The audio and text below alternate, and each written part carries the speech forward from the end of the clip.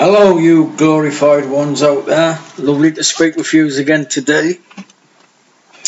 Now, before I start, any of you artistic people out there, tell me what colour to paint these walls, because I hate this colour. It's disgusting. I've only been in this place 4 weeks, and I've just got to paint it. It's driving me nuts. This yellow, it feels like I'm living in a cornfield.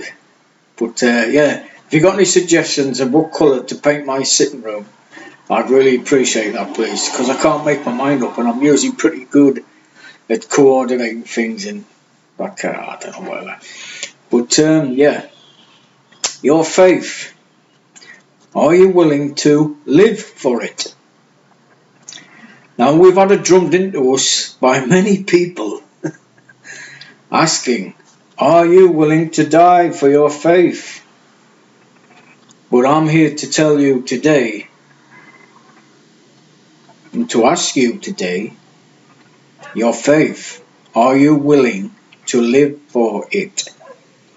This is a requirement of your Messiah for all those who are walking in spirit and truth in Him. And you've already died when you've come into Him, and He into you. You've already died. You've already slain that flesh.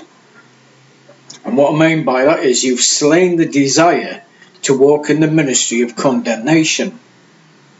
And if you haven't slain that desire to walk in the ministry of if you haven't slayed the idea or the desire that wells up inside to condemn, judge, bring wrath and accusation upon others, if we haven't slain that fleshly desire, then we need to rethink our walk of faith in Christ. And it's blatantly abundant that some people, I should say, haven't done it. Bless them, because they haven't come to realise that not only are they required to live for their faith, they are required to live for others. And this is, we have nothing to give the Lord. There's nothing He requires from us that He needs.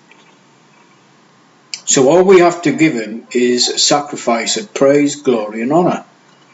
And so also, being one with Him, we are one with our brothers and sisters, and so we sacrifice that desire to judge, condemn other people, especially those related to in the faith.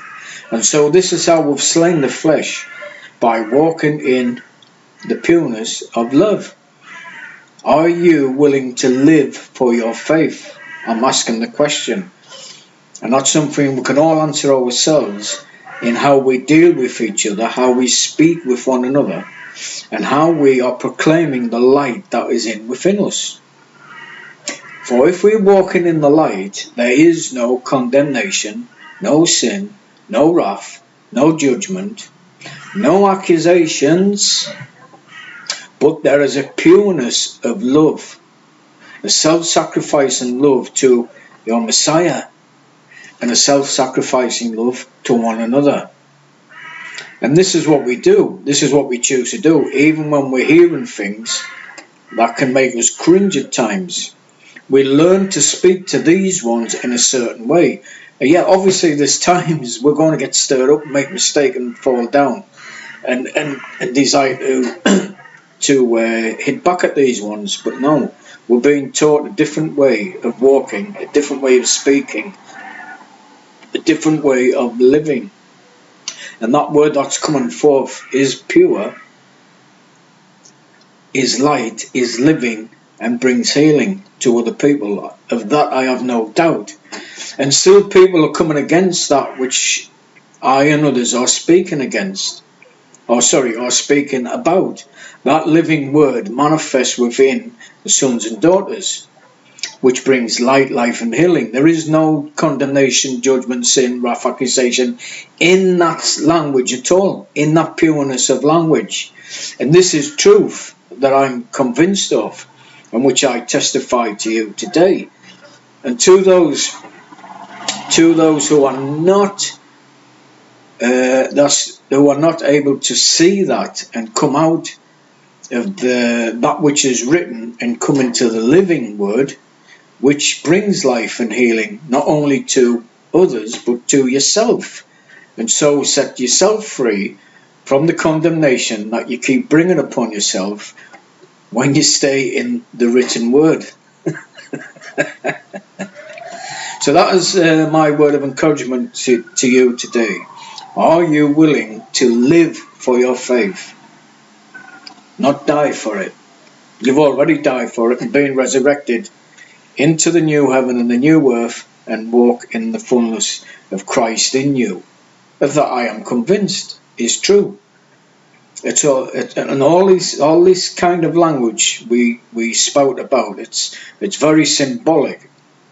It's all symbolic to how we are walking in Christ, how we're living our lives in Christ. And this is our desire, to continue to seek after him, continue to understand how we are to walk in him. And I'm sure we can discern within ourselves how that walk is, and how the manifestation of the fruit of his love in you is being seen. It's being seen by how you speak, not necessarily what you speak, but moreover how you speak it to another. And so he teaches us to be able to speak that word in such a way that is both uplifting the other person and of a beneficial and value to every person. And we can't do it ourselves.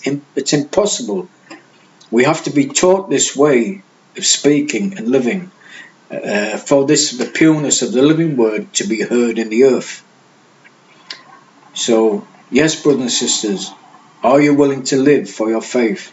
And please choose a colour for this room. Hurry up. Bless. Peace.